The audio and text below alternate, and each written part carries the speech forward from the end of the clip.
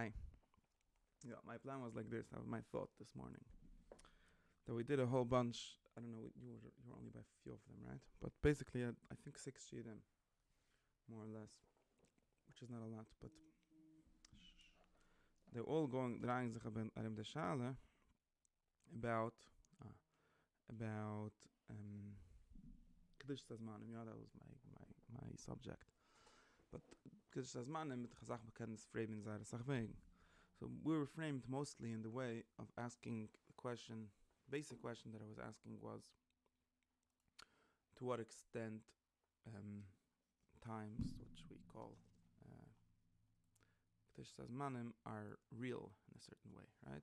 The word real is a weird word, but what I mean to say is external to the mind, right? And in a certain sense, this is a question about, how do I call it? About symptom, right? And to say about to what extent is there specific ways, right? Specific ways, very theological question. That's another way of saying it, right?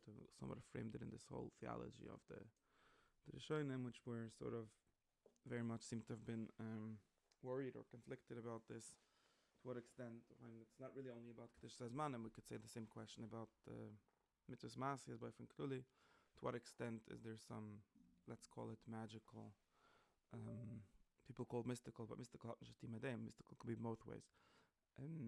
But some immanent, right? Something that's some kind of kedusha, where we call sanctity, I should say sacredness, which is inside of the object. So in other words, really in a certain way, we're just wanting to know if there is immanent kedusha in anything, or if the definition almost of kedusha would be the opposite of immanence, which is called transcendence, right? So you have to go beyond the world or beyond time in order to get to God or get to truth or something like that. And the people that like that shit, they don't just the people that like that shit, they usually have these ways of saying, of being very much mezalzel, and the people that have other shit doesn't say, like, if you say that there's some kedusha or some getlichkeit, which is just another word for kedusha, really, in an object or in a time, which is just a kind of object, let's say, or in a place, then you're making a v'tezura, you're being megashim, you're doing some sort of idolatry by assuming sacredness in a specific thing, not a specific and thing. So these two things, I think, these are the two key words. Specific, in other words, if you say Malekul Ritzkavoida, everything is God in some way, and there's God all over, or accessible all over, however you want to say it, then no, some people will be against that also. But that's already very, what do we say? It's sad as a transcendence to it. So you're not really identifying the God or the sacredness, Kedusha, with the thing, right? You don't say this cup or this tefillin is heilig. So that's why you say it's heilig, because it points to God, or because it reveals the God in everything. That's a Chassidish language.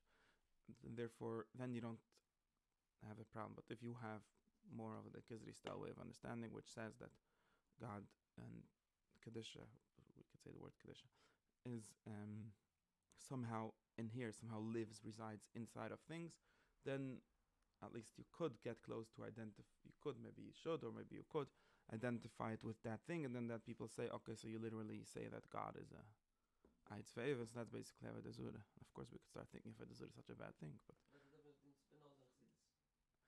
ich weiß nicht, nein, both of them are very not in this discussion, because both of them, again, Chassidus is confusing and everything, but both of them are not, do not have specific things.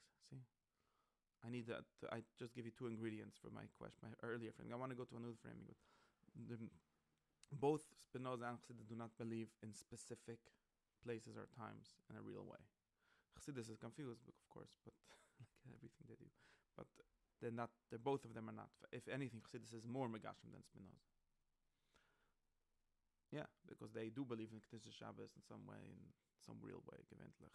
Maybe not really if you ask them for real, but they at least talk about it in this language, right? If the specificness is a big problem here. It was a big problem for everyone and still is a big problem. Chassidus Yidden, weiß. No, same thing with Chassidus in the scientific sense. That's all I care about. Meaning that's no, I meant to say, of course, we discussed the Tanya about Kedish Sazmanim. The Tanya is very much he very much wants to have his cake and eat it too. He does this all the time, but he very much wants Shabbos to be real and also Lamalam and Azman, which then makes Shabbos not real, and therefore comes up with an elaborate theory. We never went through the Jud Kol by Nochem to explain it to us, but he comes up with a whole elaborate theory to sort of make these two things work together. I'm not sure if after his whole theory they work together, but he's not. In other words, you were not by the. My basic thing the whole time was that you could have one or two options. You could say, I'm trying to get it. I'm moving it closer to where I want to think about today, but I was the whole time saying something very basic, and then plainly why I said this is Arkefet Rarachshi. You could say one of two options. You could say that Shabbos and anything for anything specific. That's why I'm saying the word specific. There are some holy objects in the world. Nivruim, right? Objects, things that exist. Times, spaces, people. Some of them are holy and some of them are not holy or less holy or chol, right? It's kodesh and chol. Getlich and ish getlich.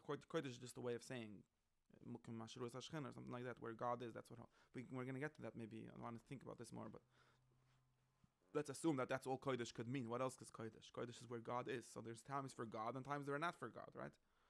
That is the whole idea. Now you could of course say now the other, so you could say that kapshita, and then you sort of have a God in a certain object, or you could be that's at least the immanent way, or you could go the entirely transcendent way, which is the Rambam's way. In general, and say, you crazy, God is not in the Beis Hamikdash, is not anywhere. What does it mean? The Rambam has a Beferish Prukim about this, and his students, they all very clear about this. What do we mean when we say God is in the Beis Hamikdash? We mean to say that when you come to Beis Hamikdash, you remind it's like a sign. Really, that's his word. It's going to be pointer to God. It's just like in the sense of a thought being in a book. It's pointing to that thought. Or the Beis Hamikdash is a symbol that you should think about God in a certain way. And when really God is only in the thought, or not in the thought is also a weird way of speaking. But that's at least something that they would be agreed to say. But he's not really in the Beis Hamikdash at all. It's just not really holy. It's holy in the sense that it causes you to have more Yiras Shamayim, and then you come to Beis Hamikdash. The Rambam brings the Pusik L'man Tilmad Liru, whatever. You'll learn about God, and therefore you'll have God there. But he's not in the Beis Hamikdash for himself. In other words, if a tree falls in the forest, right? If the Beis Hamikdash falls in the forest without anyone there, it's not holy at all. There's no real Kedushas Mukim. That's what right. But really, more than deeper than saying it's only in the mind. I don't think it's only in the mind. It sounds like I'm saying, okay, so it's fake. We're working on it. What I really mean to say is that God is transcendent, and the itzam his of Kedusha is to get beyond physical objects or objects in the world. That's what Kedusha is all about. That's really what he's trying to get at. Or that's what God is all about. That's what getting to God, or sense of Avodas Hashem as getting to God is all about. It's all about, at least in the mind, if you have to fast or not, that's another mechkira, but at least in the idea of it is going to always be to get away from these kind of limitations, right? So both to get away from the world, and definitely, now, this is going to be a very important thing, because that's why I call specificity an important difference here, although it's not maybe the thing that makes the chilik, but it makes it look very differently, right? That's what I'm going back to what you said about chassidus and things like that. So saying that, what is actually is there a real difference in saying God is in one place, is in Yerushalayim, the Harabais, and not in the next block, and saying God is in everywhere, in every place, right? The problem of putting God into the world, if that's a problem, right? Let's say we call it Akshama, or we call it Avodah Zarah, or whatever. That problem of immanence, there's no difference. Nishna, there's no difference. It's even worse. He's saying Nishna is in the Beis Hamikdash, it's everywhere. Doesn't make, but technically it didn't make a big difference. It's just a question of kamas, right? It's just a quantitative question. How many places have God in them, or how many objects have God in them? So one person says one person says one day of the week, one person says all days of the week have God in them. Okay, shkoyach. But you didn't make it at all easier. But in some sense you did. Why? Because the people that go around saying God is everywhere, in a certain sense, they're also saying God is nowhere. It's very close, because once you say it's everywhere, so it becomes very hard to identify God with a specific time or specific object, right? Because if you say they get, and I believe actually in a certain sense, it could be that's the good definition for Avodah Zarah. To say that God is in a specific thing, then you're, again, I don't know if it's really, but at least more kurivlu to identifying God with that thing. God is in Shabbos and Adam week. They saw God has a specific form. I believe in here is in a specific form, in a specific object, in a specific day. If you say God is everywhere, so it very much gets interpreted as God is accessible everywhere. You could think about God anywhere. It doesn't matter where you are. Like it can mean no matter where you are, God has hashgacha. You could think of God or he has control or whatever exactly it means. But it doesn't actually mean he is in that place. Understand the difference? It's not a real difference. You could have God in every place in an object way, or you can have God in no place in a specific place, and that doesn't mean it literally. It only means, like the Rama would say, it's a place to be misborn in God. But in the reality, the people that go around saying, the Chassidim that go around saying God is really everywhere, they tend to be closer to the transcendent God than the people that say God is only in one place. Therefore, if you were the pure, but if you were a pure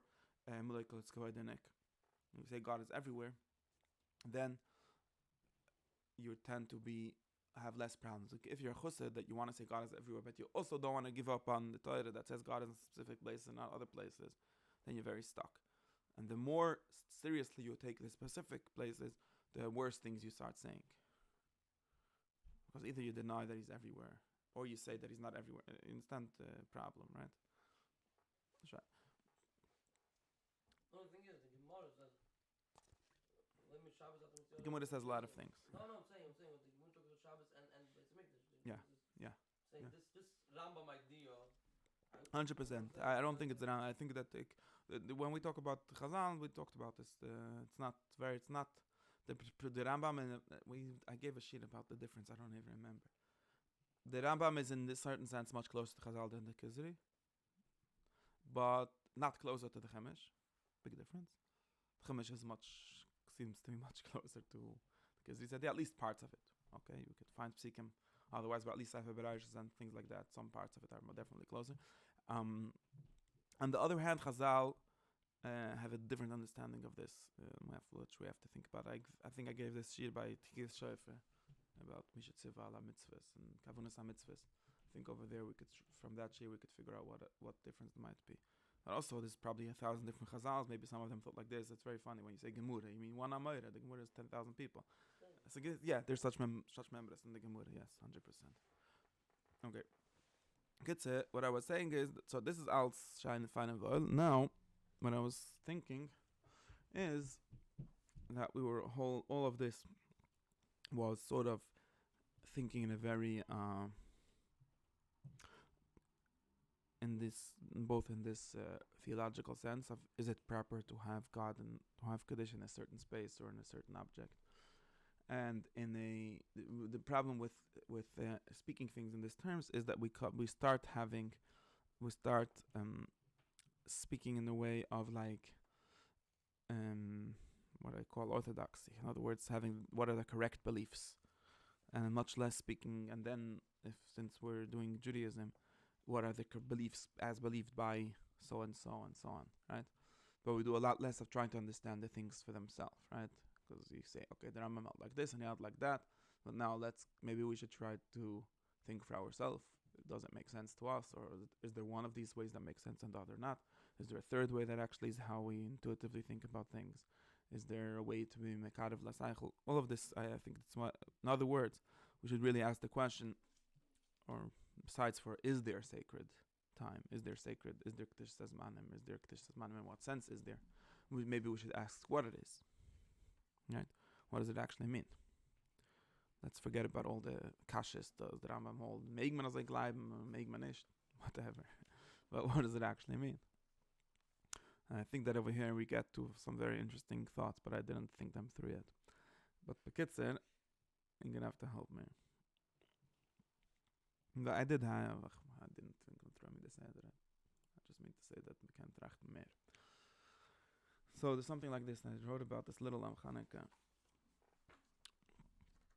Well, we have to sort of do something like this. So let's think like this, okay? But this is going to be specific to time. In other words, now that I'm speaking about time, it's going to be specific to time, right? Not the theological thing. It's very general. It's really, time is sort of a sideshow, and therefore, in the Rishonim, for the most part, they don't talk about time too much for whatever reason. It has to do with a whole different shtickle Torah, why they don't care so much about time and zmanim. Well, they generally don't. It's a lot of this working out from the implications of what they think, what they would say about Kodesh Shabbos and things like that. Or working backwards from the halacha of the Achronim, how they understand it, something like that. But if we want to actually understand what it is, then probably it would be important for us to sort of think about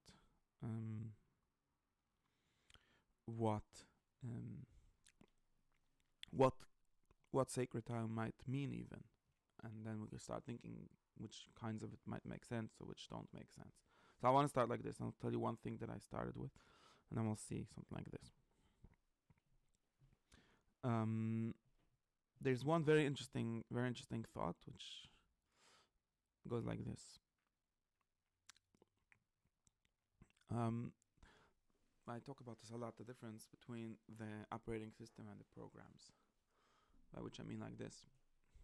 We're very used to having a thought that goes like this. Like, let's say there's a history. Once upon a time there was a Beis Hamikdash and people believed so and so or acted so and so. Then there was change, there was no more Nevi'ah, then there was no more, and so on. Until we get to 2021, and whatever that is, okay. In other words, first most Yidden were religious, then most Yidden are not religious. Most people in Europe, at least, were once upon a time religious and then stopped being religious for the most part, right? And we generally understand all these things, or the same thing, once there was Mekabulim, and then there was not Mekabulim, or the other way around. However you tell these stories, once there was no Chassidus, and then there was Chassidus, all these kind of historical stories, we tend to think of them and the level of programs, in the sense of people believed kach v'kach, and then they stopped believing kach v'kach. Why? They fast, they got cash on that previous shittas, they stopped believing it, or someone did a good propaganda on behalf of a new shit, and they started believing that. Whatever the story is. But as in, that's the story that generally said, right? In Mitzrayim, then after it's Mitzrayim, and so on.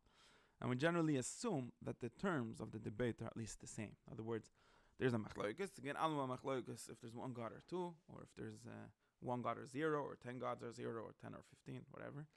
And Shala is which side is right? Is there 1 or the 2, or is there 0 or 1, and so on. And if you think about this is, it could be still true. Just one way of thinking about things. But I actually find, and definitely in Bizman Hazeh, B'Yomayim Bizman Hazeh, we definitely find something much more harder to figure out than this. And that is that there's certain, the terms of the debate change. Not only which side wins change, but very much the questions that are asked, and the kind of questions that make sense to be asked, and the kind of answers that make sense to be answered, the kind of basic categories, basic terms, basic words that get used, get changed. What would be a good example? Everything is a good example. But if you talk about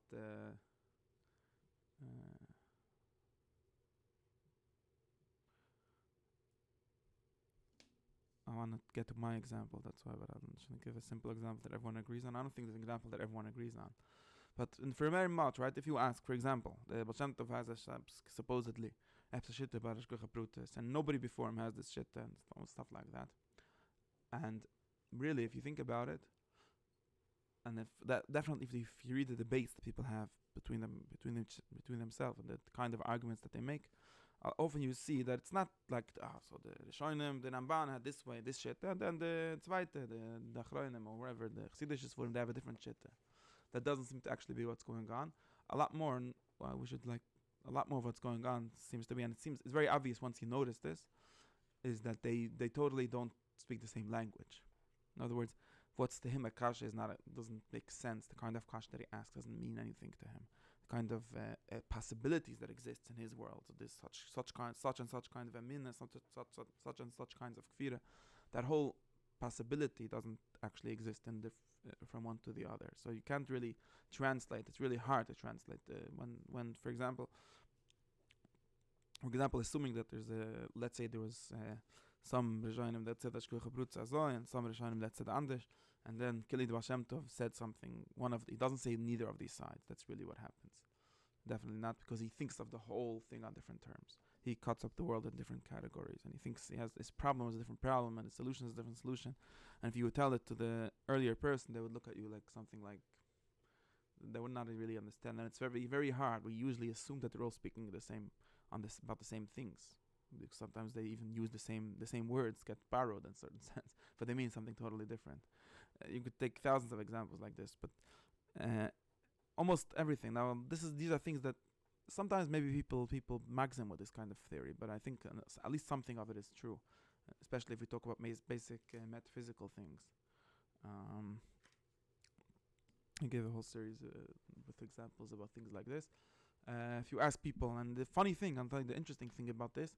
Now, if you actually trace these things, or at least some of them, you could find them mamish, that there's a machloikes, there were some gedola philosophem in let's say what we call modern philosophy or modern times that very explicitly were machalik or choilik on a specific conception of, let's say, causality, or let's say explanation, or let's say what it means to be a thing, all kind of very basic metaphysical things. And they talked about it. They very clearly discussed these kind of things. And then you could go to any kid nowadays and ask him a question, and he'll just assume a certain conception of how things are. And if he reads Aristotle, or if he reads Rambam, a lot of things that just mean nothing, or even if you think they mean something totally different, because he changed all of the words, have new meaning suddenly. And it's very interesting to see how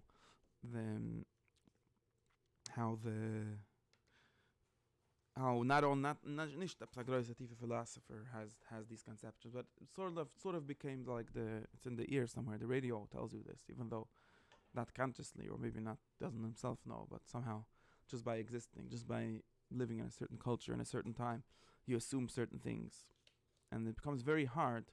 In other words, this is why I'm saying very mishit things that don't really make any sense. But this is why it becomes very hard to go back. For example, once something is made explicit, it becomes very hard to unexplicit it.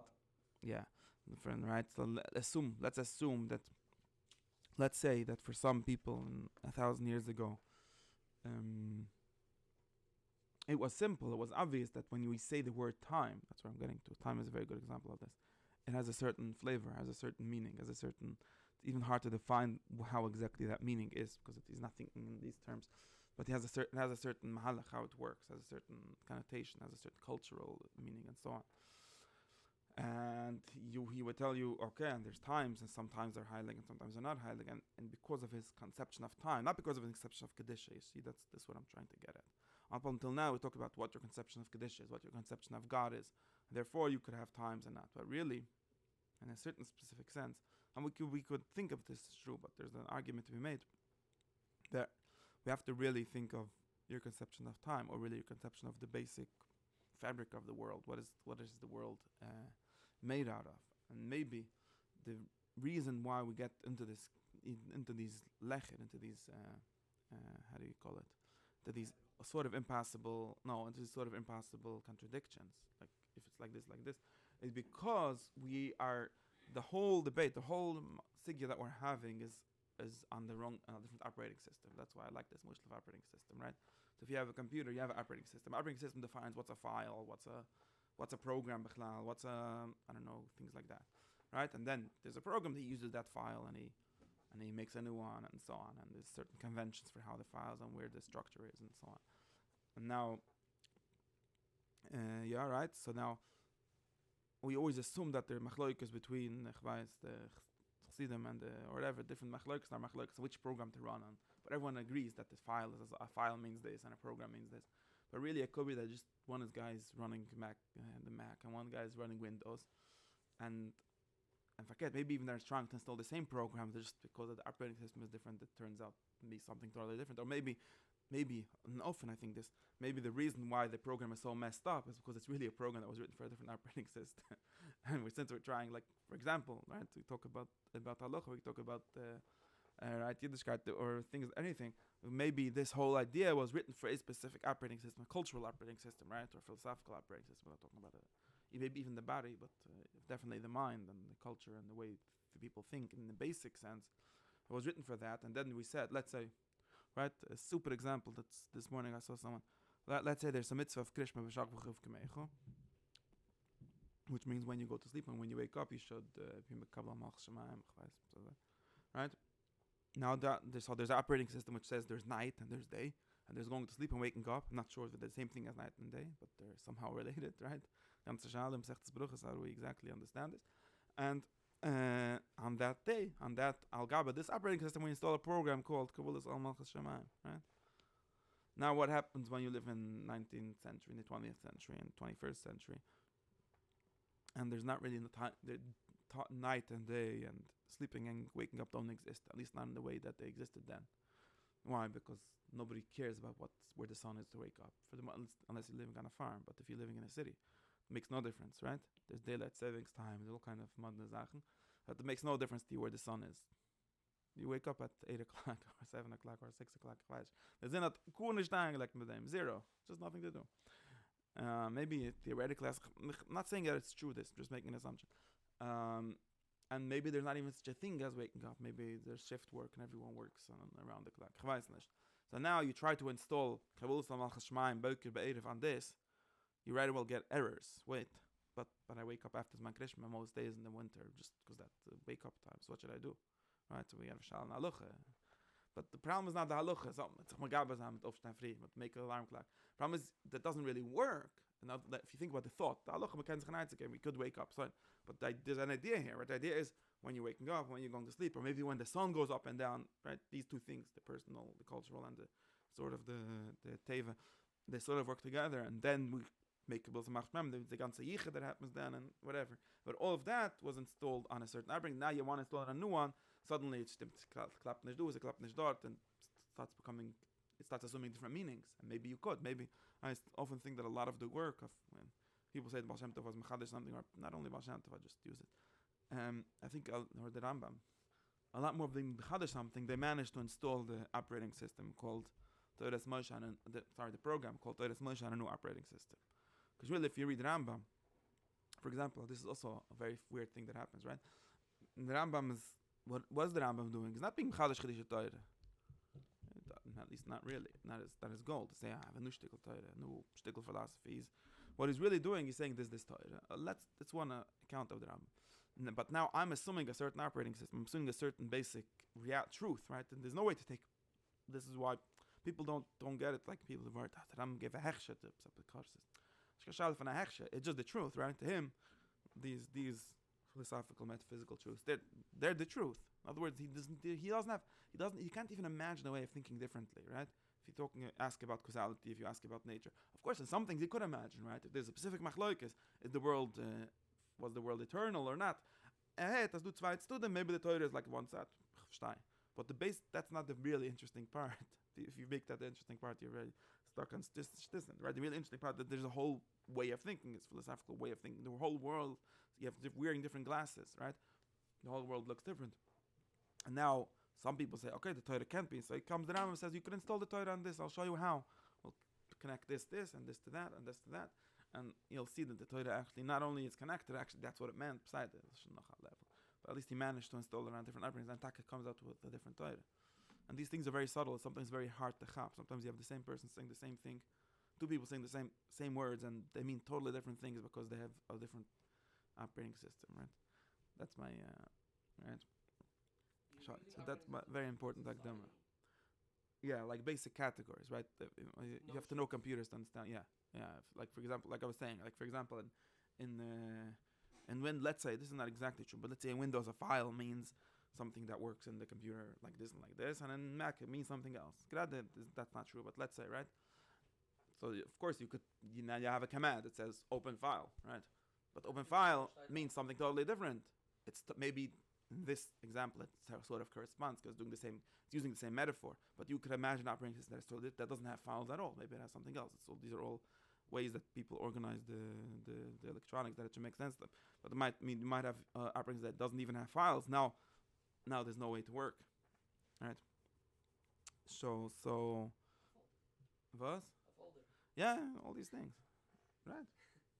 But so what I'm getting at is this is like the clueless that I have in a lot of things, and I think that this is why and the operating system almost always wins. That's the very, very funny thing. In other words, the basic assumptions always win, almost always. In other words, once you get used to thinking in a certain way, and it's funny because that's why we have a lot of dead meat, a lot of dead cells in our Yiddishkeit, because a lot of things we continue to say them, but they're not really exist. They don't really exist in your operating system. So you could say Zogen kostet kein Geld, but Sie Zogen Liebe kostet kein Geld, but it doesn't have any meaning for you, right? Let's say just an example, right? Let's say you live in Lakewood, right, in 2021. Yeah, so it's a very stupid example, but maybe I'll find better examples once. Shaidim don't mean anything to you. You don't believe in Shaidim, okay? Nobody believes in Lakewood and Shaidim. Nobody ever saw one. Nobody ever heard. There's some people. There's a few who do. But both clearly, the normal mensch, nobody ever saw. Nobody ever heard of anyone. So that if someone will tell you he saw one, you'll tell him to get himself checked by a psychiatrist and shine. Now, but everyone in Lakewood says if you ask him to do Shaidim, besides for a few Rambamists, of course there's Shaidim, right? And he might even do some because Bidachus had said that the shed is living there, and if he's a square chus, then he's going to be makbid that, or I don't know if it bells a chus, maybe also. Then, but this is a good example of having dead letters, dead cells, like they're still hanging on, because we have halacha and we don't want to change it and stuff like that, but it's lost its connection to any reality, right? Nobody really believes. You don't live in the world where Shaidim makes sense.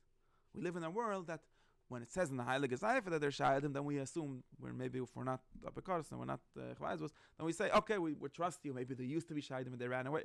No, we can figure out different funny theories, but it doesn't really exist in your culture, in your understanding of the world. It doesn't exist. It's not part. If I'll explain you something with a shed, you'll tell me, this is a very silly example. I'm just showing you why the culture always wins, although, so I'm trying to call the operating system always wins, although you say, ich bin nicht kein Rambamist. I'm going with Rav Rishonim. Let's say there's other will go how there are Shaidim, there's Kishif, there are Chaz v'Shalom, there are nicht Halacha. But the reality is that you don't live like that. So we feel we can't pretend to run a certain program that doesn't really, it's like you have this old program that really runs on the old Mac that they already retired from 25 years ago, and you're still holding it in your folder like L'Zayich Nishmas, Steve Jobs, and Lemasa, it doesn't work, right? It can't do anything. A good way of seeing what parts work and what don't is to see if it could be moiled, right? If it's a kura, right? If it's sterile, right? In other words, the ideas that we believe in, they're productive, they're useful to us. Not everyone has been able to be productive, but if you could explain new things, right? If you have a kasha, I'll tell you what it's based on that idea, or if you have to say a drushem smedrish to be moira the element, be useful somehow. You could use it. All these ideas that we just pledge allegiance to, but we don't really use, they become sterile, right? They become stiglich teures. Man kann noch sagen, a Wort bei Wort, aber man kann nicht machen kanai, because it doesn't really exist. So you could be a very big conservative square chusted. Macht alles noch, but all of them are dead. All of them are dead. Okay. Anyways, that's a problem. The solution. Now, theoretically, there could be two solutions. That's why I'm very interesting thought that I have always. So there could be two solutions. We could try. So now there's two solutions, right? One, the solution which usually happens that people try to hold on to old ideas even after they balkarcha acquired new meanings, right? So let's take the example of time. I want to really try to think about this a little. Let's say there's a conception of time, cultural time, weekly time, a cycle of time, year, that existed in times of Moshe Rabbeinu, right? And that conception, it totally makes sense. For a certain reason, we have to think about it. If it totally makes sense for sometimes to be kodesh and sometimes to be chal. Just because this time has those basic definitions which allow this to happen, right? Right, and now these things happen in a very tricky way. It's very hard to find when it happened and did it actually happen. But at some point, we find ourselves in a world that time doesn't exist anymore. So it's obsolete. Just people don't stop thinking that way. And now you're left with sort of two options. Either you could say, okay, so there's no Shabbos anymore. There's no Shabbos, Kaddish Sasmanim anymore.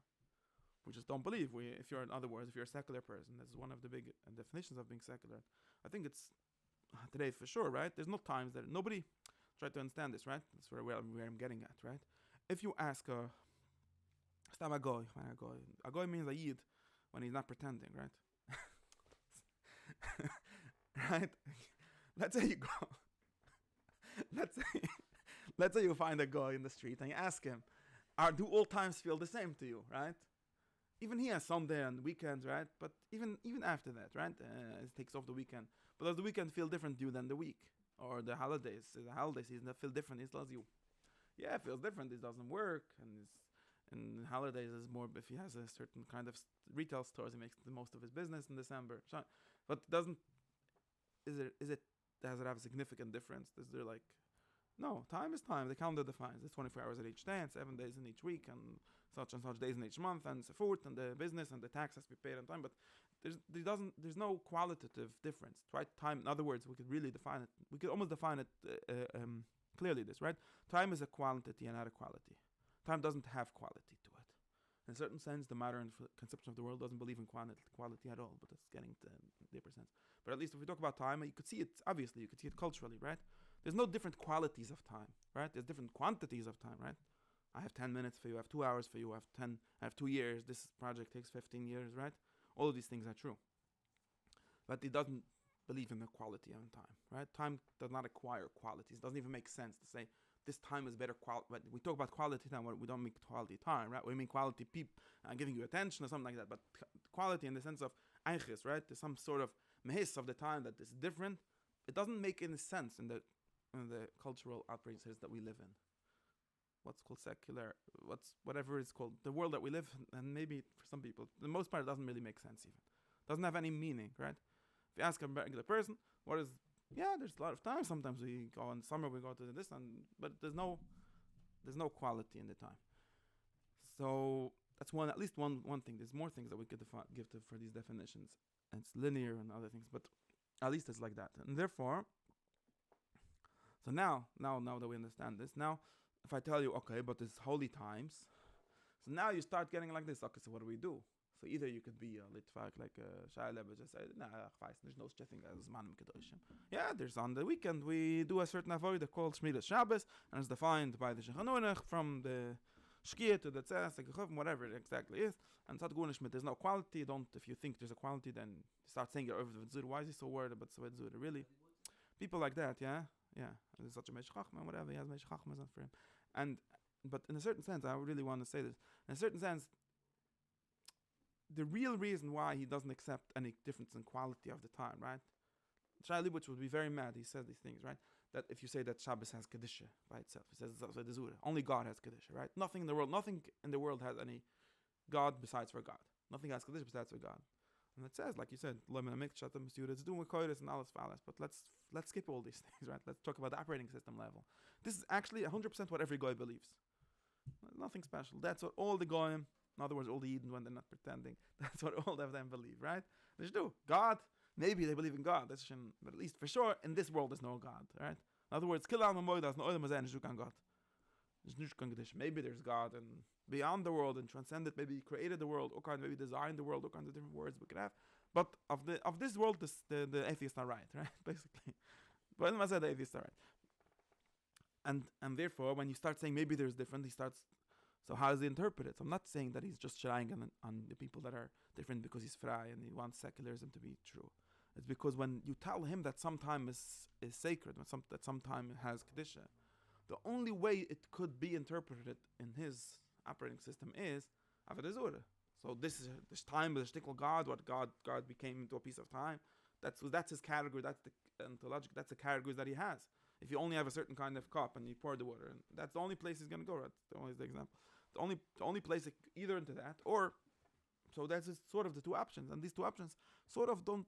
That's why I'm saying I don't know how new this is, right? Because we see the Rambam and people a long time ago already worried about this for some reason, but you only have that option. So if that's the two options, or the other option is to sort of lie. I'm not sure what the other. That's what but what I'm trying to get at. So there's two options. There's an option like that. You could say, or there's another option. Maybe you could try to say, no, we do believe that there's Kedusha and differences, and try to give some whole explanation to it. But all of these things, whether you deny it or you affirm it, or you just affirm it in a dead way, that's what most of the time happens, right? Or in a confused way. I think that really, when I say that, that's too radical, right? Really, what really happens is that things acquire new interpretations, but we pretend that they're the old ones, and we say all of them, and we contradict ourselves, but because we don't really care about certain people don't have. A lot of the reason people contradict themselves is because, like I said, Lemushel Chabad, when I say this contradiction that he has, right? Because one of the things he really believes, and one of the things he has to say, because he has a Elohi that believes in the right things, and he never gonna admit to you which one is which, but you could see, obviously you could see it, right? The Baltani really believes that God is everywhere, and all these things are nonsense. But he also has to believe, and he's Taka really believes, because he's a Elohi, that Shabbos is higher than the weekdays and things like that. And therefore he figures out a whole system that either works or doesn't work.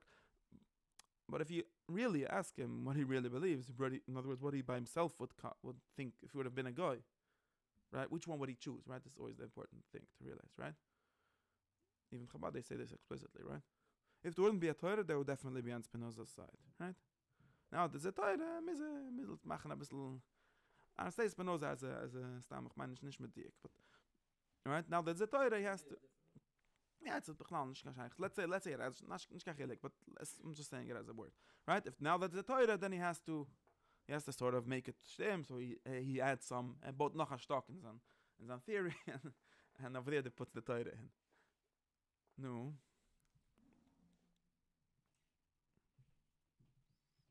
He doesn't.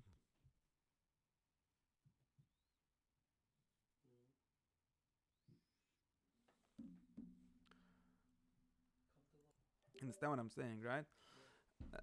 But that's what usually happens. So what usually happens, if you actually follow what actually usually happens, is that there's certain things that make sense, that we actually believe, that are meaningful or productive. In other words, we could work with them. And certain things that we say because we have to say them. So we don't really know the difference between these two things, but it's a fact. And therefore, you end up decided that's how the world works. Gets back to where I am. So if you think about time and things like this, where was I? Oh, I was saying, so if you have an idea, for example, this is a very simple example. If your idea of time has different qualities of it, there could be green times and yellow times. I don't know, these are qualities, right? Then there could also be holy times. Now we have to think what it means to be a holy time. That's another good question. In what way is the quality different? That's a very serious question. But you're not going to be stuck in these dichotomies that we're stuck in the whole time, right? You're not going to say either God, that means that God became a piece of time or something like that, or that means that some other thing. That you don't have to get stuck in all of these things. You can actually have different boxes, right? It's always like if you only have two boxes, then you have to put into one of those two boxes. If you have more boxes, maybe we could put in a different box and have things make sense. So that's my first dagdom. My first dagdom is that it seems like nowadays, since we believe in a certain conception of time, believe is the wrong word, right? We just assume it's like it's in the water, right? We live in a certain conception of time. Therefore, it becomes very hard to understand what do we even say that there is sacred time, or barely that there is and there isn't, right? If everything is heilig, then whatever, then that could mean whatever you want it to mean. But if there is sacred time, and at least in a particular way, right, that this is heilig and this is not, becomes a very hard thing. And of course, we really have these two options. Either we could stay with our operating system and say things either that make no sense to us, but whatever, or that do make sense to us, and they're going to be a nupshat. Maybe that's probably the most useful thing to do, right? Or we could try, and I think, for me, usually at least interesting, we could try to think what are the other ways of thinking about time, and think of maybe those ways. At least we could understand the history. That's why we got to this idea. And maybe by at least continuing it in some way, maybe that's even more productive way to think, right? Stimmt? Okay. So what can we do about this? So what I was thinking is something like this.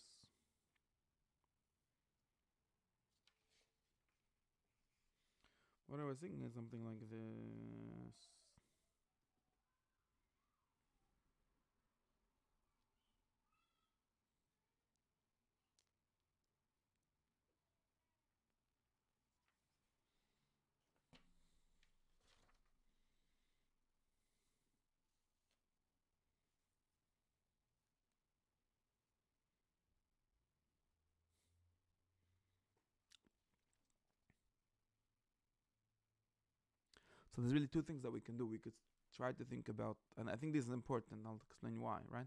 We could try to think about the two things that I want to do, and then after we understand it by itself, maybe we could try to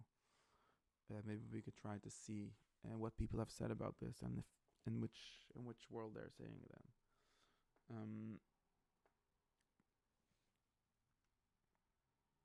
I thought you're busy. Two things that I think we could do. One is to explore different ways of thinking of time. And why do I say this? I'll try to say it in another way relative to time, and you'll see why I'm saying this. And the second thing is to actually explain, based on whichever way, what it would mean for certain times to be Zmanim Kedoshim.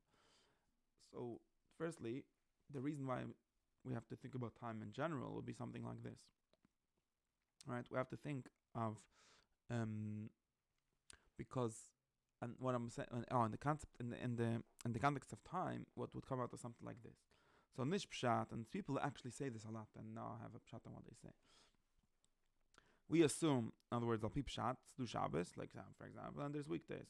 Shabbos is heilig, and the weekdays are not heilig, right? Now, what is the relationship with these two things? They're two different things, Shabbos and Yom HaSachal. If you read any Chassidus Sefer or whatever, they keep on trying to confuse these things, right? They have a meaning. Talk a lot about Yom HaSachal or also Shabbos, or we could be moist toys for Shabbos, so we could make Shabbos Wachendik, Wachen Shabbos Dik, whatever, right? And if you read it with Stam, it seems like they're just trying to confuse us. Like, why can't you leave anything? Why can't anything be normal? There's Kiddush and Avdullah, Shabbos and Sunday. Why not? Ganz Mamshech on the Shabbos for ganze Woche. Why do we have to be what's wrong with Shabbos being Shabbos the ganze Woche being a ganze Woche? Why would be Mamshech Shabbos the ganze Woche? So I have a pshat like this. Based on my understanding, I understand why, at least what's driving them to say these things. And also, one of the interesting things, right? Because you read Rishonim, you read Chachamim, Chazal, none of them have this problem. They're very happy for there being a ganze Woche on Shabbos. They don't seem to be worried. Suddenly you read some Chassidus for them, and not only, like, basically anyone in Doros Achronim, not only the Chassidim, right? They're all very worried about this at the Shabbos and there's a ganze Woche. Like, we have to figure out how to get past this problem. Maybe we'll have to say V'yinoyam, we'll do something. I don't know. Why? What happened that it's one of the kind of, like, one of the things that I'm saying, that something happened. We're trying to install a program, a new operating system, and it's making all kind of sparks are flying because it's the wrong plug, you know. That's the kind of sparks that fly when you put things in the wrong plug. It's a very good new image. So what I was thinking is that if you have let's something like this. Let's say your time is a certain cycle. There's 7 days. It turns around, right? This is actually explicit in certain Mekabulim. Let's say time is a certain cycle. 6 days Shabbos, 6 days Shabbos, right? 6 days Shabbos, and that's not a chiddush that you learn in Chayda, right? That's how everyone understands time, right? Every god maybe has a different cycle. According to him, it's every 8th day. According to someone else, it's every 20 years. But everyone understands the time, what is called cyclical time, right?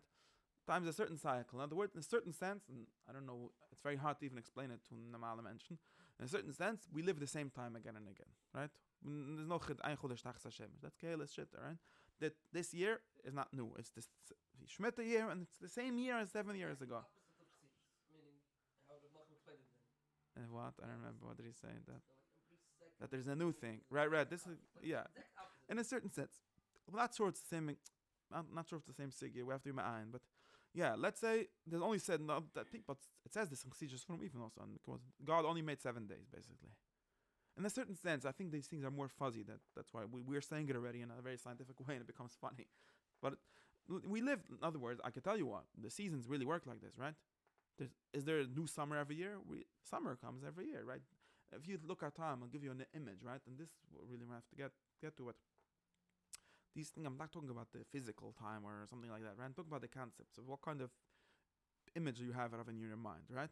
Let's say if you have, right, and for example, with people, we definitely think of in sickle, right? If I meet you every Sunday, I'm assuming that it's the same you that comes every Sunday. It's not the same you, right? Because there's a Shabbos and there's a new Schatches, and really I should, emes. But in Lamasta, that's not how people live, right? It's a different same person. Even philosophical, it's not really clear that it's the same you, right? Even biologically, it's not clear. Your cells changed. Some of them, it's not really the same you. Who Bichlal tells us that identity is stable over time. It's not. It's just an assumption. But that's the image in which we live. There's a you. It went over there, and now it came back here. Sure. Now, our understanding of time is totally not like this. Time is something that goes and never comes back. That's another definition of time, right? flows only in one way until we invent time machines. But even the concept of time machine doesn't make any sense in the olden way in a cyclical way of thinking, at least, right? Time is a thing that it goes away. It only goes one way, and we could think of different images of time, a lot of different images, but at least that's one thing, right? In other words, when there's no such a thing as Sunday, right? That's how we think of it, right? But if you can imagine, it's not so hard to imagine that Sunday is like a person. Shabbos is the Knesset Yisrael. It's like a person, right? The Chol is Mazik. That's the image that some Chazal have, at least, right? There's a person. Shabbos comes back every week. It goes away. Where does it go Sunday? Wherever time goes, it has its own oilam time wherever it goes, and it goes away. After Shabbos, we say goodbye, right? We literally have this image when you talk about Shabbos, right? And we always interpret it to mean something else. But if you think about it, throw away your whole operating system that says that time is a line that goes and never comes back. Imagine that time is a bunch of people. Let's say you're a mythical person. This is the image. There's Sunday, Mr. Sunday, Shalom Aleichem. Mr. Shabbos comes, and then Mr. Shabbos goes away, and we say goodbye, and next week he comes back, right? So we don't have to have a Chassidish Seif that's Mazbah, that is the beginning of Shabbos that comes back. That's just a natural way of thinking about time, right? That's where I'm getting at, really, right? We read Chassidish Asurim, they say such things. There's Shaish Yomim and Teures. But to us, it's a shtickle Teure. If you're Chassidish Yid and you accept what it says in Chassidish Asurim, you can understand that the State Narizal every week, the Kedisha Chazet Zechebe, whatever people say it, nobody knows what it means, but that's what they say, right? But this is, to us, this is a shtickle Teure, it's a religious shtickle Teure. But if you're a guy that thinks about time like this, that's what I'm trying to get. Let's say your whole idea of time is like this. Time is a bunch of people that come and go. Okay, I'm saying people just so it should make some sign of sense to our mind, right? Then you don't have a problem of Shabbos being different than the weekdays, because when you go out of Shabbos, you're not going out of anywhere. Shabbos went when just like when you go away. I don't start to make a levaya. Right? You went away. I'm so sad. What am I going to do after me? There's naturally a memory. There's naturally a cycle. Naturally, you went away, but you're there. Shabbos is still there, wherever it is. I'm just speaking lefi this image. Shabbos is still there, and it's going to come back next week. And our whole week is in this kind of Shabbosdik time. If by us, the only time you hear that time is a cyclical, that time has some kind of essence to it, is when you come to the Smedrish before Yom Tov and they tell you that the Rizal said, that the Meile is Sarris, and then now you have a problem. But what Sunday? What's a Sunday as Eichet Yegunish? Because there's nothing happened on Sunday. So Sunday is nothing. Sunday is a Wachendik. Wachendik in a whole new sense. Wachendik means something totally new. Sunday is like nothing. It's like totally, in other words, we'll go back to what normal people understand of time in 2021 in America, which is that it's just a line and doesn't have any meaning, right? And now you're worried how we're going to live a whole week without meaning. So you start saying, okay, the mitzvah von Avdul is memamshech Shabbos v'gantzvach. Nonsense. Avdul is to say that this is Shabbos and this is not the gantzvach. But if you would have, this whole reason we got into this lach is because our Shabbos became separated from the weekdays. That's the way of speaking, right? In other words, Shabbos, Kedishas Hazman makes only sense in a certain conception of time. And we don't have that conception of time in the weekdays. In other words, that's not how normally we think about it. Then comes Shabbos and we remind ourselves, clearly, wait, there's something Kedishas as Shabbos. So how does it work? And now we're worried, okay, and now Motzei Shabbos, how do we continue with it? But if we would have the normal, if our weekday understanding of time would be in a way that allows for holiness to exist, right? If it would have that plug at least where Shabbos could be plugged in, then we won't have this whole problem. Yeah, it would be normal to us, like it was normal for most people most of the time. That there's Sunday and Monday and the Shabbos and Shai. Very nice chat. So that's a very good example of another explanation of why I'm saying that we shouldn't really only talk about what it means for one time before, maybe even more important in a certain sense, or more basic at least, than talking about what it means for one time to be holy. We should talk about what time means to be a specific time. Or does it have some sort of quality, or how does it flow this way or that way, or is it a circle, or is it a line, or is it something else? That's another whole... no, not. I'm just forget. I'm still talking about the Shabbat, the Wachendik Chaylik. I'm saying that this is the Pshat, but it's also explained to you why people became worried about the weekday not being Shabbos. Yeah, I think that's So now you could easily get to that. At least one explanation. I don't know if this is the only explanation, but there was a Yid called was a person called Eliadi, something like that, a scholar of religion. A Romanian scholar of religion called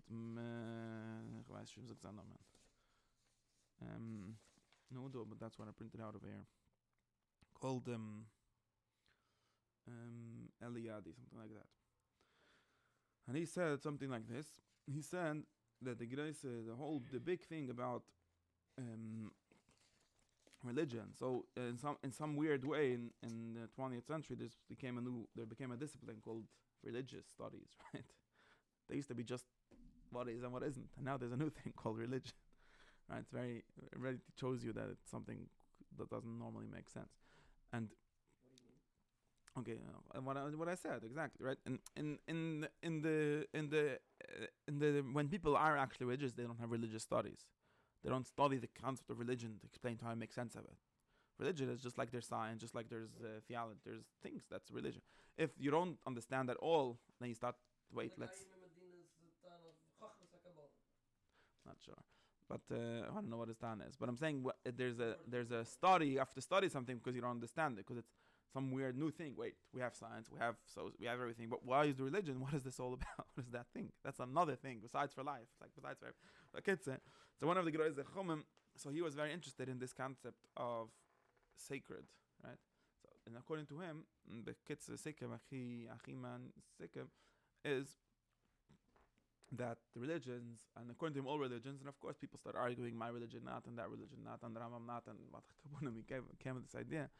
The religions have this idea and that there's Kedusha, not Kedusha.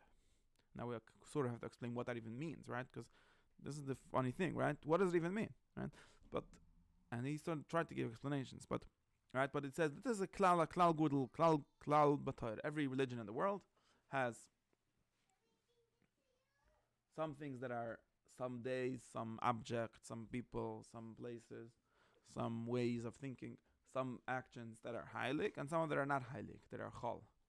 Now this is a very big, important thing, because you have to sort of try to explain it to yourself. What does it mean even, right? Right? What does it even mean for some things to be, or some ways of being, or some times, or some anything to be holy, right? To be sacred. We sort of don't know what it means even. We could say special, we could say mivdal, all kind of things, right? Shabbos is heilig. Was meint das is heilig? The Torah says, "Vaykadosh Hashem v'urich alim Hashem v'aykadosh Osai." Vos tegetin.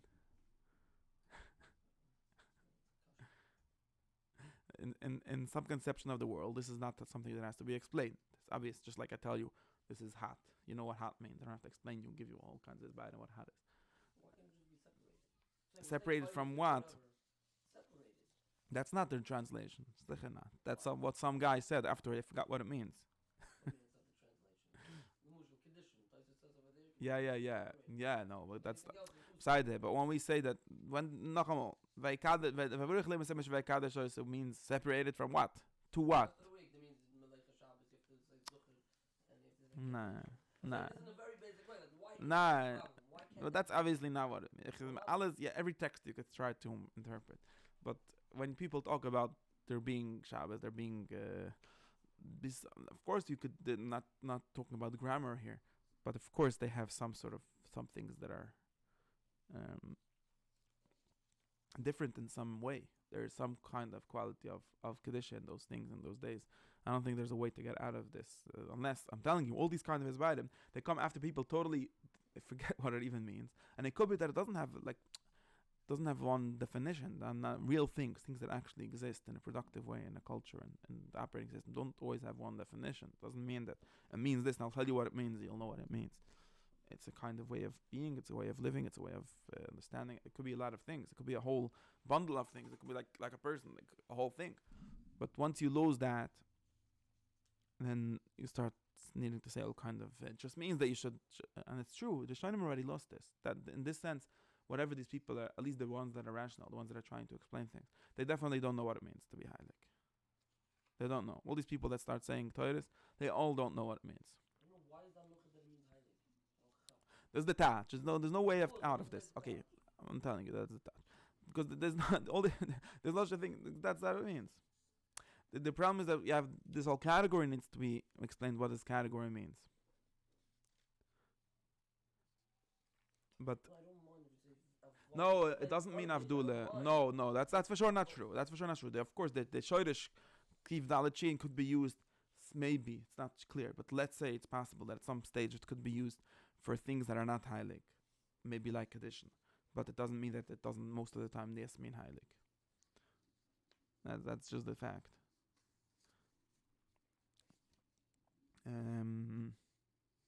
But the Torah uses it as a meaning, right? Shabbos ki kodeshi. What do you mean? You should keep Shabbos because it's Shabbos? What does that even mean? You're just saying words that repeat themselves. If you read the way all these things are conceptualized in the Chumash, for example, you see that Kedusha is a real thing. It can explain things. I'm just saying, in a very simple sense. You Nachamo. Then you just said the same thing twice. One of the reasons we should keep Shabbos is because it's holy. Not because it's holy, because it's separated. That's not what it means. Because it's separated, just another saying again that you should keep Shabbos. How is it separated? Because you keep Shabbos, or because God kept the first Shabbos? If you say that, then you already said something more than that. But if you want to reduce it to just saying it's Shabbos because it's Shabbos, then you're saying nothing.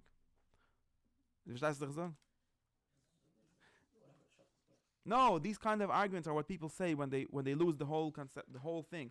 When Yaakov Avinu had genommen oil and he poured it on something, what was he doing? You can't secularize everything. You can't just say there's no who told you there's such a thing. Of course you could, if you just like you could go around in the world and saying there's no such a thing as hat. Hat is just a word that people use when they get burnt from something. You could say this, but that's stupid. It's missing fact. You go around the world, people are saying, it's hot outside, it's cold outside. This actually happens. People that are missing certain basic senses, certain basic concepts in their mind for all kind of reasons, and you could get by. I'm thinking of an example, but I want to talk about. You could get by. You could imagine someone that doesn't have whatever there's such a sense, right? You could feel something gets hot, right? Let's say there's such a sense, yeah? In some part of some sense, however you want to call it, right? Now imagine there's a guy that was not born with this sense. He doesn't know what hot means. He feels things, he feels tea, it feels the same to him as soda. But it doesn't mean that the effects of hot, right? He sees that tea, there's some powder that comes out, and he sees that it could change if you put hot water on something, it smells it, and so on, right? Now this guy is walking around in the world, as he's speaking, saying it's hot, it's cold, and he understands, it means to say that hot is what we call when the vapor comes out. Besides that, everything is going to work. There's not going to be one kasha. Not even once is going to be able to be ugefreg, this person. Everything makes sense. Because of course, every time something is hot, there's also something that happens because of that, right? Always. No such thing as just something that's just hot and doesn't burn you. So he says, it's hot, so it burns you, or maybe when it's going to be a little more, it's going to be burning you, whatever, right? But the this guy missed the boat. Because he doesn't know what hot means. Of course, this guy might be a scientist that actually believes that there's no takanos such thing as hot. But let's say someone that doesn't have the chish, doesn't even know what people phenomenologically mean when they say hot, right? He just missed the boat. And you're going to start bringing me psikim, and there's no pusik that's going to frag up this person. Everything is going to work. He's going to be able to live in the world. Everything is going to work for him. He's going to be able to communicate and everything. He's just missing the basic sense of what hot is. I think the same thing happens when you start doing these kind of things with words like Kedusha. You say, yes, I know what Kedusha means. Kedusha means that we treat it differently. Yes, it's true that we treat it differently. We treat it differently because it's heilig, not it's heilig because we treat it differently, and so on. You're saying and that the Irish the rest of them, because no, it could be. I'm not talking about leave out the story with the Irish, because it could be that's what Kedusha means when the Irish the rest that becomes heilig. But there's something called heilig. There's something called Kedusha, and if you read without trying to get out, without reading like with these blinders on, like the guy with the hat, you see that's what it seems to mean, or that's what most people understood it to mean for the most of the time, and they're very explicit about it. Of course, if you don't have this sense, let's say Kedusha is a sense, we could talk about things like this. The Kizri will talk about it like this, right? We'd say there's some sense called Kedusha. You have to have that sense. Maybe if you're born without that neshama, then you have no idea what it means, and then you explain yourself all these explanations, and everything makes sense to you. It's true. You're not going to be missing anything. There's no word that's going to stop making sense. But if you read the Pashtas, you see that there's such a thing. At least I'm making this argument, right? I don't know if there's such a thing, because I don't. But if there's such a thing, then this sense that we could try to give different explanations of it. But if there's such a sense, and sense is actually the word that people like the Kizri would use for it. Then I don't know if it's real or not. You see, again, of course, that's what our whole discussion was, if it's real. But all these words are already assuming a certain thing. Is hat real? I don't know if hat is real. According to some certain metaphysics, I'm just saying that people have thought it as a real thing. In other words, real, at least in the sense of culturally real, at least in the sense of we know what you mean when you say something is holy, and we don't explain to ourselves, you mean to say, there's such a thing. Right? Where am I getting to this? Right? Where am I getting to this? I'm trying to get, no, I started somewhere. I was trying to say that, no? Right, and we got a little sidetracked by this kind of attempt that people have, not you, that to read Kodesh, to say Kusetz Kodesh means holy, Kodesh means separate, or something like that. And I said that's, I gave an analogy to the hat story with that. But L'Ratchila, we sort of have to explain what it would Bichlal mean, right? So if you have time that could have different qualities, different kinds of time, now we could start to think of what it would mean for some time to be holy, or what that even might mean. Right now, and we could have like a big list of what this might mean, right? You could have a big list of what this might mean. This person has a list of 12 different meanings, most of which I don't really like. This encyclopedia of religion. That's the Romanian guy. No, based on him and other things. That was talking about him, right? So he said, that's where I was. So he said this pshat, and this pshat is something that we actually do find in Chassidus and things like that. That's why it's interesting. I don't know if he took it from there, or I didn't look up everything, or he took it from them, or they took it from him. But he tried to claim, and he claimed this for all cultures, like all these people. Everything is true for everyone, as long as he said that sacred time means time, something like this. Two things really means that the time, in other words, the historical time, or the period of time in which things were more real. Real is another funny word over here, but so let's say more serious. In other words, let's talk about Sefer Bereshis, right? This gets us to Shabbos, which is probably the first or the most important Zman Kodesh in the Torah, right? Right. So for example, the first week of Shabbos Bereshis, that's when things really happened, right? In some sense, right? That's when the world was created. That's just one explanation, but really, right? We could say the same thing. Udam Rishon was, or the Ovis, or things like that. Master was Labunim. That's when everything that happened then was real. It was very important. It was very, had a lot of quality to it, in some sense. All the time after that, in other words, all the Bunim, if you rest one day and don't work another, then nothing happens. Doesn't change anything metaphysical. Doesn't change anything. Doesn't do anything. It's just stam. So it's sort of a difference between stam and very special, very real. These are words that now, and according to him, in all cultures, there's like these kind of Bereshis stories. Like once upon a time, when Welt is gewesen Welt, not when Welt is gewesen Welt, Welt is gewesen Welt, in the sense that that's when Welt became Welt. Then things were real, and the first people, or those people, Maluchim people, whatever they were in those times, every word that they did, or everything that happened, every minute that happened to them, that was a time that was very, very, very important, very, very special. Now we live in sort of disconnected time, and sort of, no, how would you call it? Plain stam. So it doesn't have real meaning, doesn't have real chshivas, right? Nicht chushiv. And now this guy claimed that all kind of rituals of having sacred time, all kind of words that say that this is Yom Tovim and things like that, are really about having some recurrence. I call them coming back, having these real times, these Zmanai Emes should have a chalas, should come back in some way into our time, right? So, in other words, I don't exactly know how to think about this. I was thinking about it in a different way, but now I'm a little bit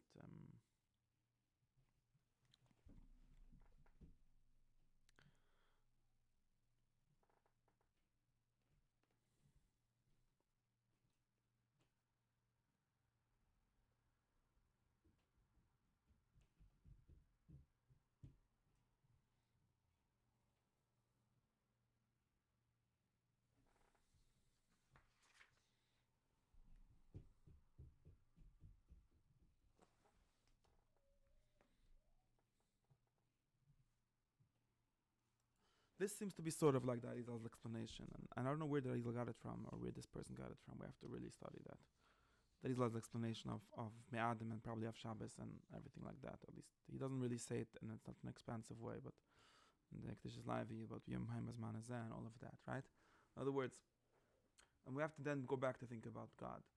But you would say Chanukah is a holy time in some sense because there was a real time of Chanukah, right?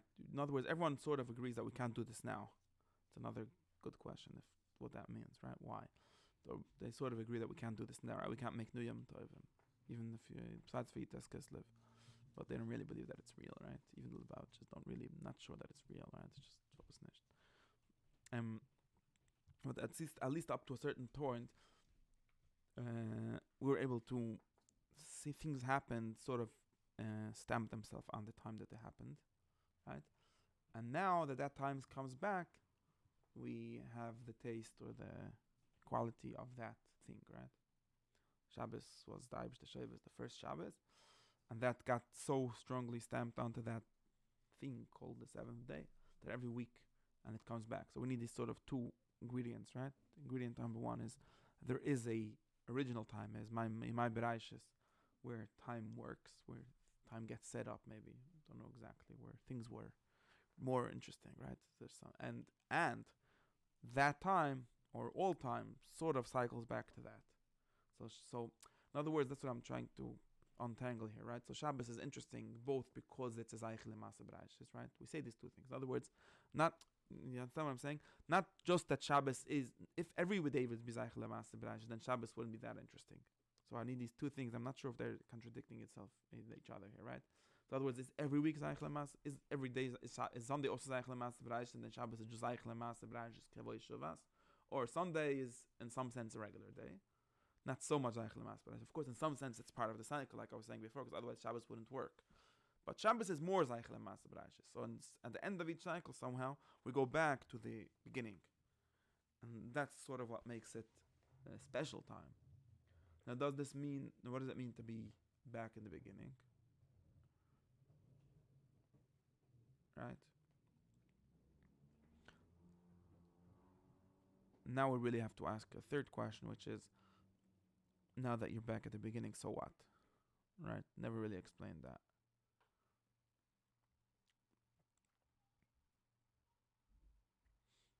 In other words, there's some assumption, and I don't know if this has to do with God. I do know how to say it, but thinking now, what the assumption is not something like this. I'll tell you what the assumption is. Of course, we could explain it in different terms. The assumption is something like this, like Udumerish Nitzi Kapash like this, right? Udumerish, besides from being a tzaddik or a rusha or not a tzaddik, no matter what, he has direct access to God, right? Because he made him. So since he's the first person, he was born. Who was his father? Nobody, right? So God was his father, Keli. In which way, it doesn't matter, but he had direct access. He was the first thing. Now everyone else is just children of the magician. So your access to God, although this becomes a little problematic if you think about God in different ways, but it's sort of at least intuitive to say that his access is like more direct. He's not equal from God. Right? Everyone after the magician is only God's equal, not his son. And therefore, when we say someone's his son, really, right? In other words, B'ni B'chari Yisrael means elevating Yisrael to be as if they're the magician, right? The Rishonim talk about this, about the Neshama. Why does he say, what's the Chshivas of the Neshama? Is the first thing that God made. What's the difference for the first? Because in the reality, and this is the reality according to everyone, almost everyone, right? Not literally everyone. This world doesn't have direct access to God, right? Even if God is the creator and everything, there's a lot of steps in between God and you, right? And removing those steps would really mean bring you closer to God. That's basically a very simple definition of being closer to God. The Rambam would not really accept this definition, but what can I do? And therefore, if you have some sort of way of going back, this is really where all of them get the idea of things going, Shabbos being going back, right? If there's a way to reverse right, there's like a bunch of causes. Let's say God made thing number one, that made thing number two, and that made thing number three, and they're all b'koyach God, but it's already further, right? Now, if thing number 17,000 has a way to jump back to turn back, right? To do tshiva, right? Then he would be able to be the first thing, or almost the first thing. And this is really how they conceptualize Shabbos and Kabbalah and places like very much Shemitah and Shabbos. They say that this, when we have to sort of explain all of the theology and all of the philosophy and all of the concepts of time and everything. But in some sense, you could, if you would be the first day, then it would be a very special day. First day, Rishon Lamasa B'Rash, Rishon, and Shabbos is a way of being the first day. Again, if you assume that time, sort of, if you could travel in time, right? If there's time travel, Shabbos is time travel. If you could travel in time backwards also, because time doesn't only have one direction, that has a lot of directions. Then you could have days that go back to the that are the first day, and you could go back to the first day, and that's really Shabbos. Whatever the first, it's the first. That's another question. Really, Sunday should be better. Besides, I don't know. I think that they think, really, I don't know. I think that the Mekabulim think that Shabbos is the first day. It's a big machlok because there's the Apip Pshat, it's not like this. But the Mekabulim that have this theory, so I don't know if this is Pshat Apusik, but it's Pshat, I think that's what the Mekabulim, some Mekabulim definitely think, because they think that before Sunday was Shabbos.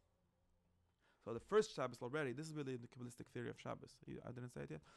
The Kabbalistic theory of Shabbos is that the Shabbos is, even the first Shabbos, the first week, the Ma'al of Shabbos, Kivoj Shabbos, the Baltani says this, and he has different ways of explaining it, but a lot of Mekabulim say this, it's really because it goes back to what was before Sunday.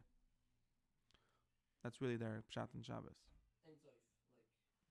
You could say Ein Sof, but of course it's not literally Ein Sof because it exists, right? In other words, no, we could call it Ein Sof was not a good word. You could say Rutzen or Machshava or something like that. I don't. But that's a problem because the Zman can go back to before Zman. That gets us back to this upside down thing. And Rutzen's Zman starts already? Let's assume some kind of time, some kind of sense, yeah. In other words, it's Shabbos. Let's say the first thing that was created was really Shabbos, not Sunday. It's because we didn't see the first Shabbos because it was before the Sunday. So Shabbos is really nothing, if you think about it like this, right? 6 days we do something, and Shabbos we do nothing. Doing nothing is not noticeable without something. But the second Shabbos, the first Shabbos is really the second Shabbos. And the whole mile of the second Shabbos is that it goes back to the first Shabbos. And that's also the mile of every Shabbos. And that's what it means to B'ni B'chari Yisrael. It's very simple. It means B'ni Lafiki Nichdi, right? Lafiki, everyone else is Einikl.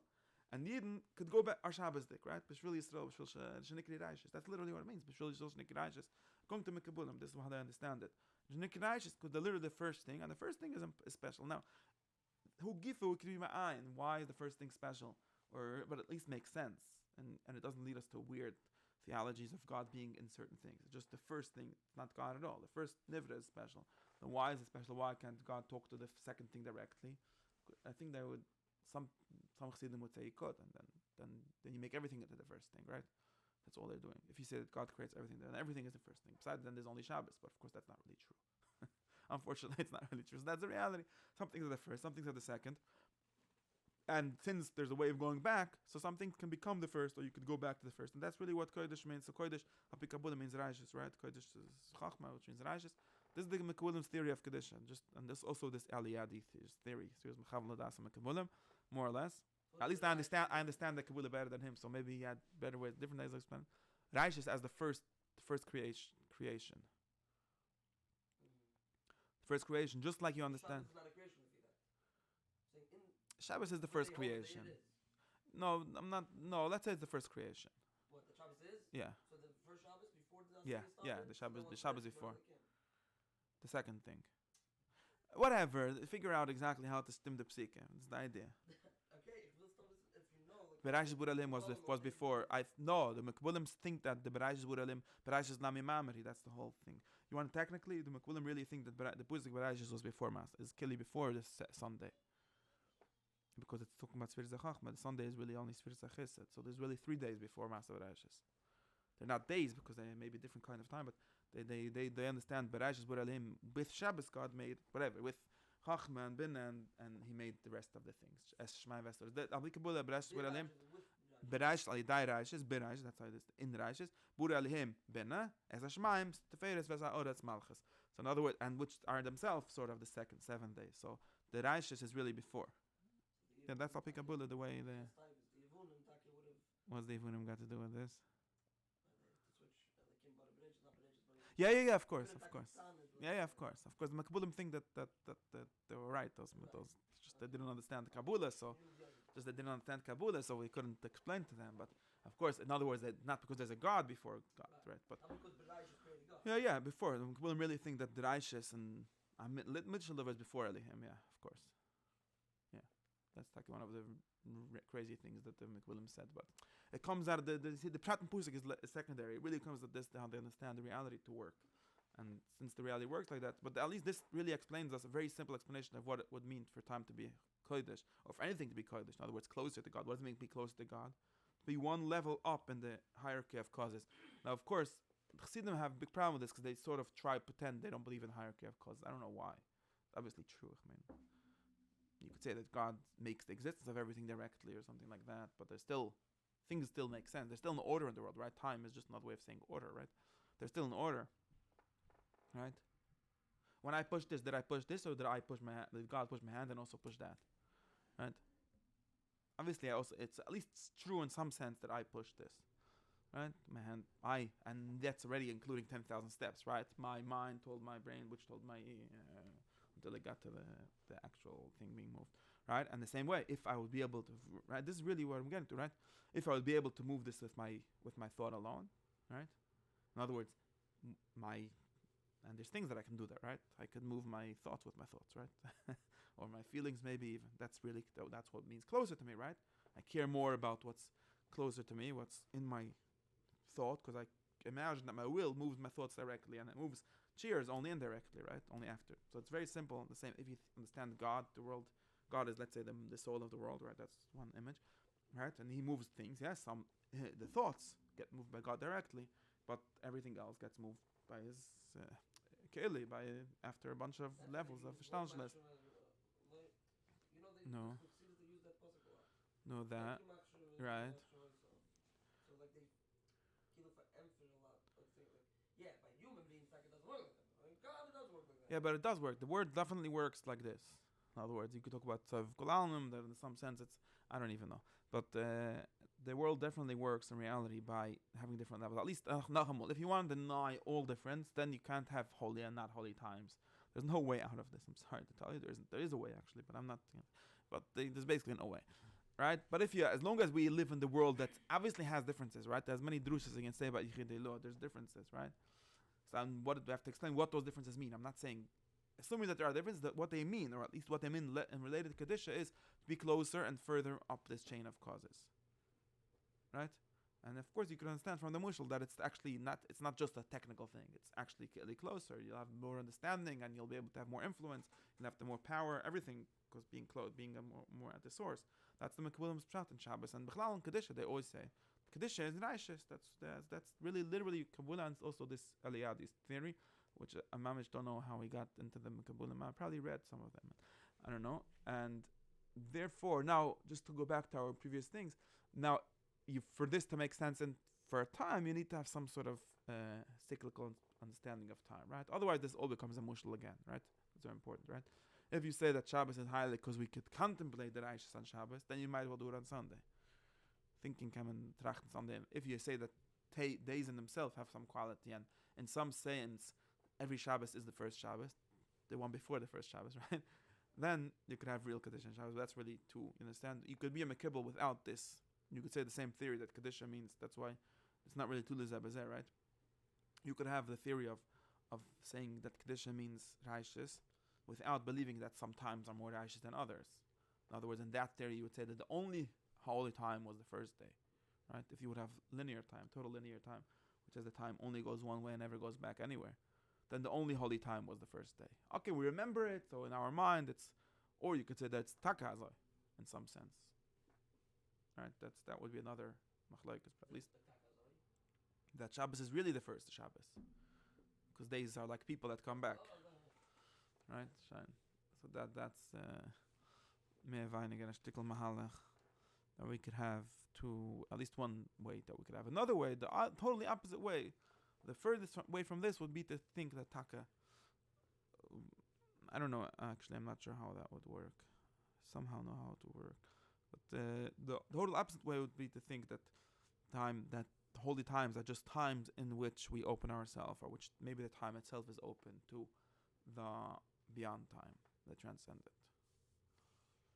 And that again, that is really Rambam. It just would be. See, this is I think what the Chassidish theory generally is. Right, Rambam says time doesn't. There's no qualities of time. At least he doesn't ever talk about it. Right. When you think about God, then you're close to God. You don't think about God, you're not close to God. That's his pshat. So Shabbos is holy. I mean to say you should think about God on Shabbos and then it'll be holy. If you're Mekibul, then you don't need to really think about God on Shabbos to be holy. Shabbos is holy by virtue of being the first creation, or higher up on the chain of creation, the first, the second, the third. Right? If you're a Chassidish Yid, then you want Kedusha to mean thinking about God. Right? Because you're Rambamist for that extent, to that extent. But you also don't want. You also somehow want, for different reasons actually, but you also want time of Shabbos to have some inherent holiness. So you say something like this. This is the Chassidish Torah that you see in Kaman and different. I don't know if it's about that explicitly. You say like this. Sometimes are closed off to the infinite. Sometimes are closed off to Ein Sof. They're more melibish for some reason. And sometimes have in themselves this gilla of being open to what's beyond time. In other words, to thinking about God. So they would say Shabbos is holy in the sense of being more open to what's before time. Not it's a time, because Shabbos is, because a time not help us, because a time just gets us to Nivruim, but they want to get to God beyond. They don't want to be the first Nivra, they want to be God. You understand the difference? And the only thing that really gets you to God is thinking about God. But they want time to also. So they say something like Arkivat Rar actually. They say that there's some Kedusha Zazman. Kedusha Zazman means a time that is more open to Ein Sof. That's what you could find in many Chiddushim very open, very clearly. And it's a sort of a useless theory. Right. It's useless. If you did it on Thursday, it would have been the same way. No, he thinks that it wouldn't work that well on You Thursday. need to try it. Then we had an excuse because of the big Shabbos, remember? Yeah, that's a good story, but I think that they would theoretically say that it wouldn't work as well on Thursday. It's very hard to check this, like that story shows. There's always going to be confounding variables, what they call.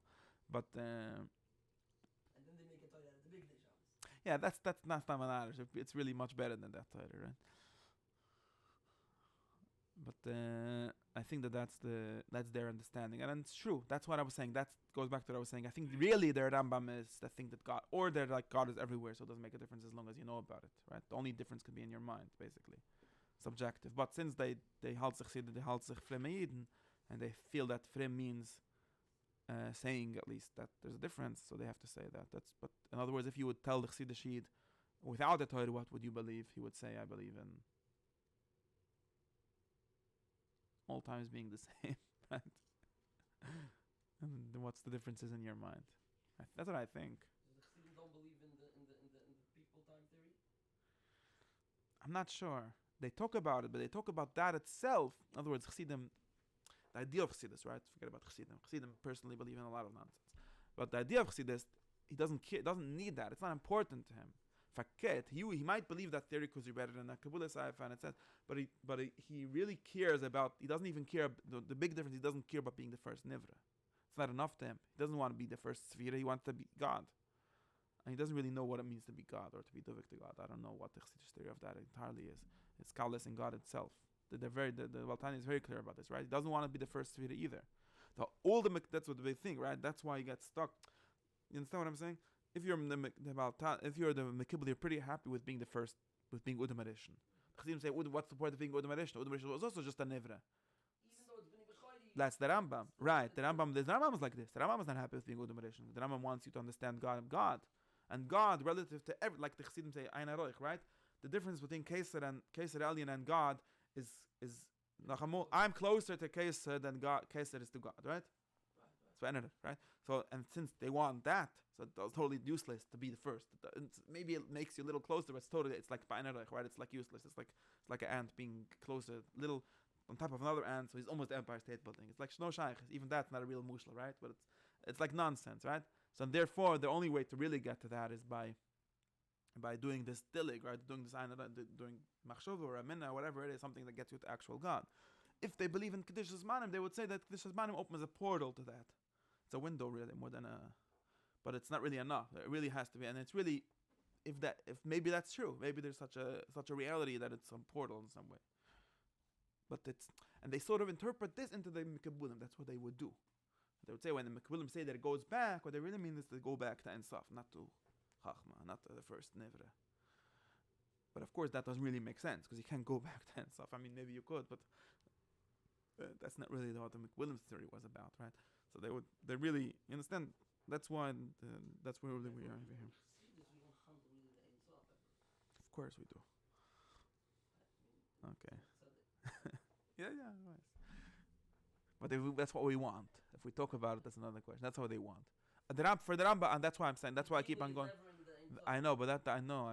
That's why I keep on going. But I know but they want the Dvaikus is Ben Sof. The Rutzen is Ben Sof. Ben Sof, not even Ein Sof is not really Ein Sof. Whatever you want. The thing that doesn't have a name. The problem. The thing that doesn't have a name. Atzmos is also a name, right? The thing that doesn't have a name. I know it's a big machloek this, but that's the reality. They want to get beyond that. They don't care about Neviruim. Everything about things that are not the God. And if you like that, then you don't really have. Then you also don't care if it's kodesh or chal or anything like that. But since you're elchi, then you do care. Or really another way of saying it, since we live in this world where it's not the world of Ein Sof, then we should care. That's really how they would say it. But then we should care. Really understand. Okay, I think that was clear enough for this.